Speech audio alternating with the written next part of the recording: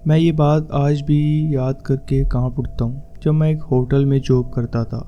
یہ ہوٹل ہمارے شہر میں تھا اور کچھ مہینے پہلے ہمارے شہر میں ایک بڑا طوفان آیا تھا جس میں بہت سارے گھر تباہ ہو گئے تھے۔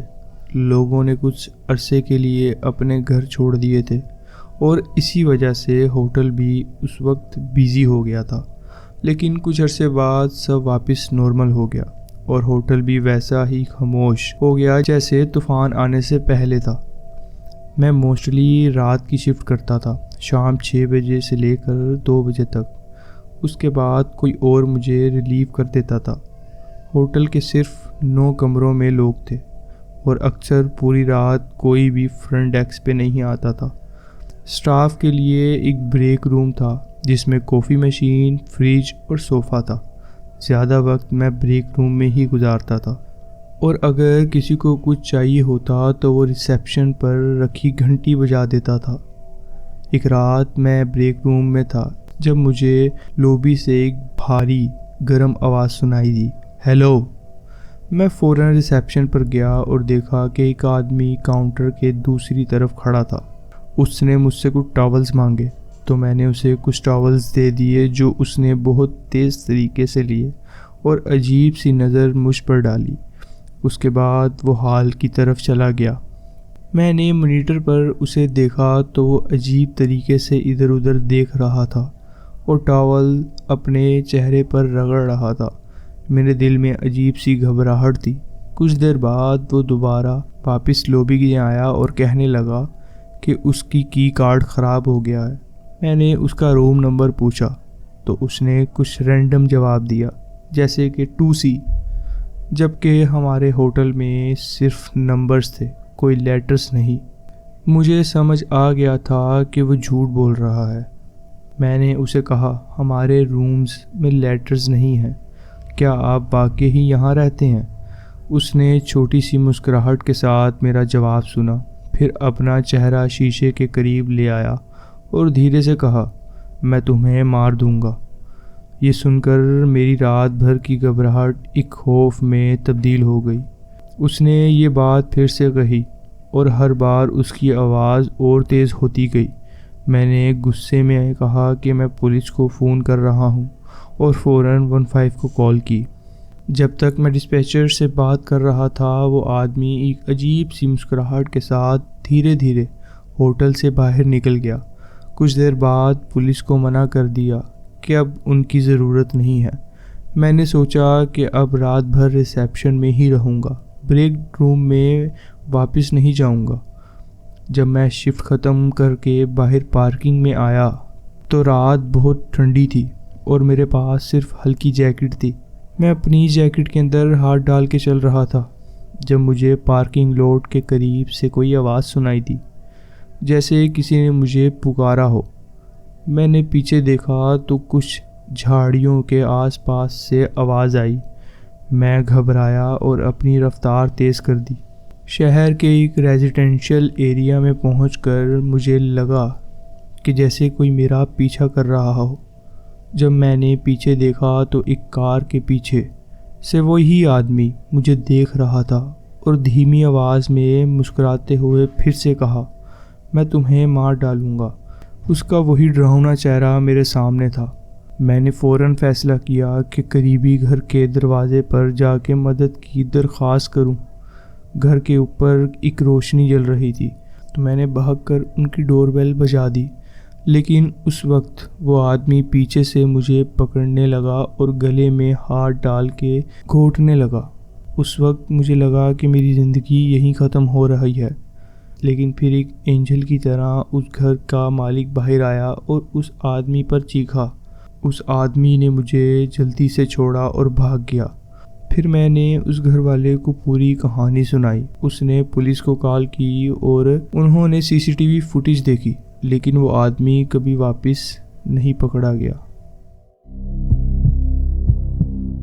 یہ بات 2 سال پرانی ہے اور اب مجھے لگا کہ میں یہ کہانی شیئر کروں تاکہ کبھی بھول نہ پاؤں اور اپنے سیکھے ہوئے سبق کو یاد رکھوں۔ یہ 2022 کی بات ہے جب میں نے ایک نیا کام شروع کیا تھا۔ اور اس کے ساتھ ساتھ ایک موٹل میں کام بھی کرتا تھا۔ کام میں پیسہ کم ملتا تھا لیکن مجھے ایک آفس جاب چاہیے تھی۔ میرے دوست علی مجھے یہ جاب دلوانے میں مدد کر رہا تھا۔ کچھ دن کے لیے صبح صبح اونر سے ٹریننگ کی اور رات میں علی مجھے کام سکھاتا۔ ہماری شفٹ رات 11 بجے سے لے کے صبح 7 بجے تک ہوتی تھی۔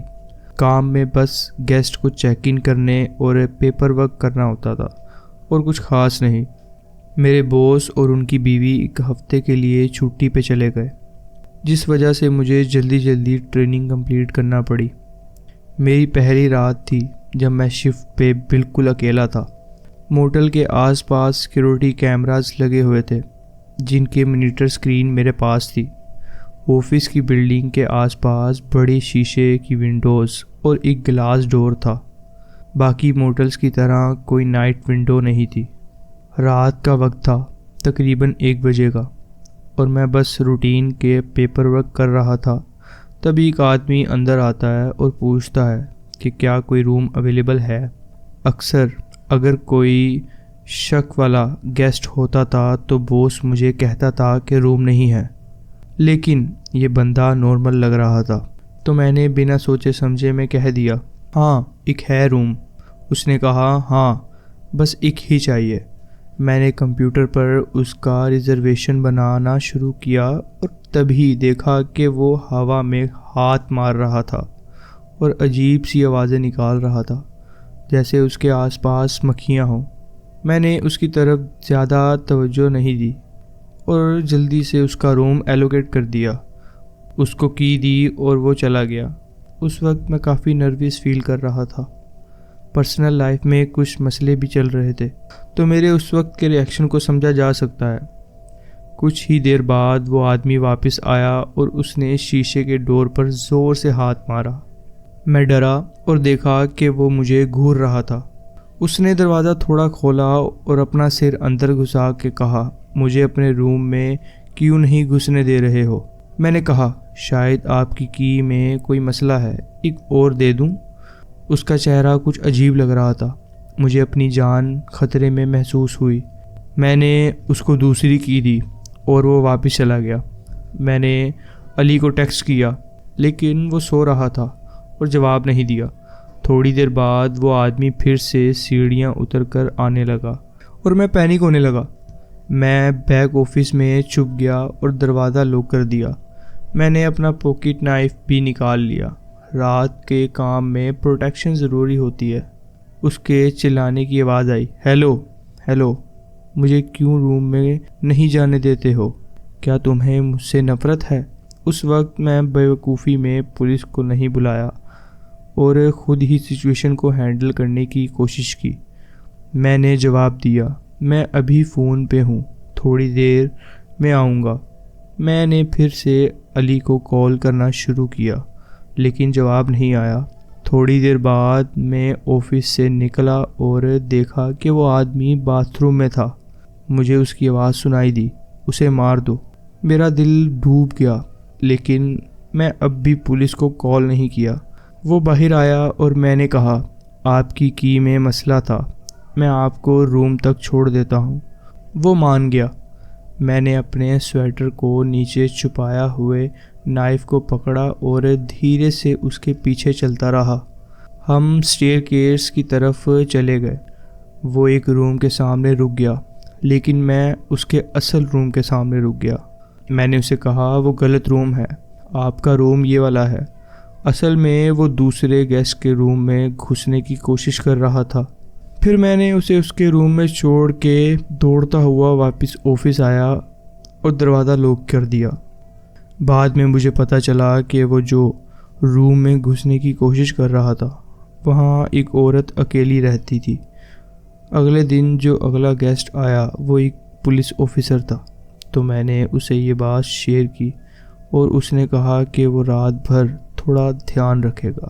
اگلی رات وہ آدمی پھر سے واپس آیا لیکن میں نے دروازہ لاک کیا اور کہا کہ ہم فل بکڈ ہیں۔ جب میرے باس واپس آئے اور میں نے انہیں یہ بات بتائی تو انہوں نے زیادہ سیریس نہیں لیا۔ اگلے سال تک میں وہاں نائٹ شفٹ پہ کام کرتا رہا۔ اور بہت ساری عجیب و غریب چیزیں ہوتی رہیں، لیکن یہ بہت قریبی تھی۔